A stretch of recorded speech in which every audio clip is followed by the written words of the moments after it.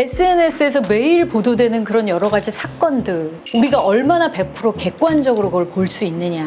그러니까 누구나 다 저희는 편견을 가질 수밖에 없는 자기 중심성 때문에. 근데 이런 동일한 사건들이 또 매일 보도가 되잖아요. 그리고 SNS로 사실 실시간 이슈가 되고 유튜브의 알고리즘. 지금 정말 이 시대는 자기 편향의 시대가 될 수밖에 없고 그래서 가짜 뉴스가 먹히는 거고. 그렇죠. 근데 사실 그게 또 저는 굉장히 위험한 상황이다라고 보는 게 SNS를 통해서 또 다른 공동체가 생기는 게 이게 자기가 믿고 싶은 걸 또 믿는 사람들 공동체의 엄밀히 말하면 구신력. 이거는 공동체가 아니고요. 어떻게 말할까요? 부족이거든요.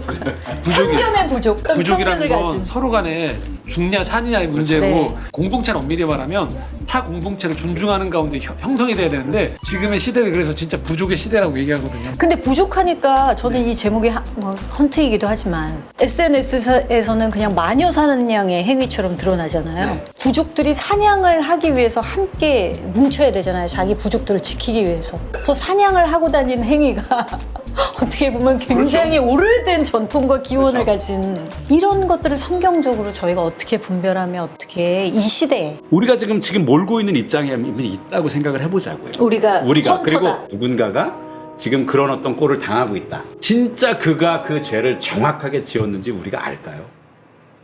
겸손해야 될 때가 되게 많거든요.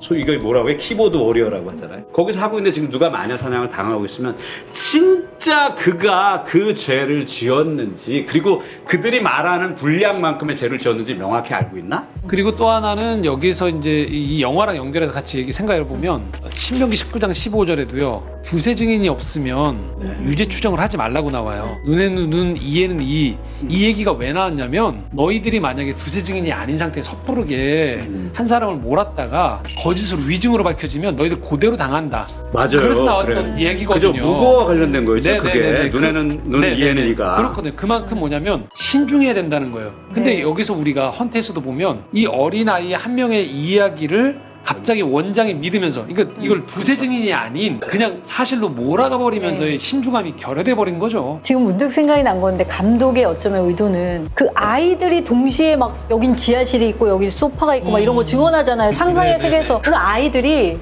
우리를 대변하고 싶지 않았을까. 네, 그렇죠. 우리 이 시대 사는 우리도 누군가 마녀상을 당하고 있어. 어떤 정치인이든 어떤 인물이. 그럼 맞아.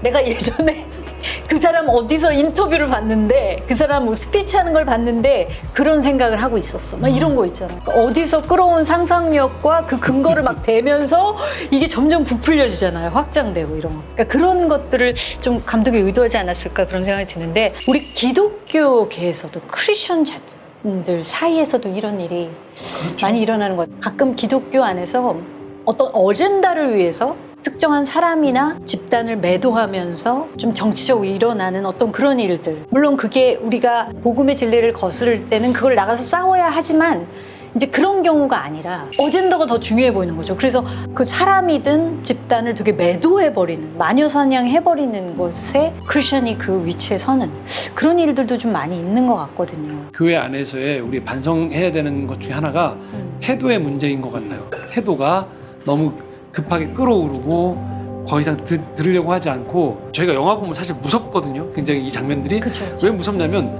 들으려고 안 해요. 상대방 이야기를 전혀 들으려고 하지 않고 교회도 지금 그런 모습들이 많지 않을까라는 생각이 들어요. 그렇죠. 교회가 결국 예수 그리스도가 사랑을 말씀하셨는데 그렇죠. 믿음, 소망, 사랑보다 사랑이 제일 중요한 건데 우리가 남 정죄하고 판단하고 그리고 사실은 있지도 않은 사실 가지고 죄로 믿어버리고 밀어붙이고 정치적인 태도는 다 누구나 가질 수 있습니다. 갖는 건 굉장히 좋은 거고 근데 그것을 정당한 방식으로 또 건강한 방식으로 나의 의견을 말하는 것이 좋은데 상대 진영이기 때문에 완전히 무슨 거짓 프레임을 씌워가지고 부제목을 이렇게 달면 어떨까요? 선악과를 먹은 사람들. 다 죄인이다. 아니, 선악과를 먹고 선악을 판단하는 그 자아의 힘으로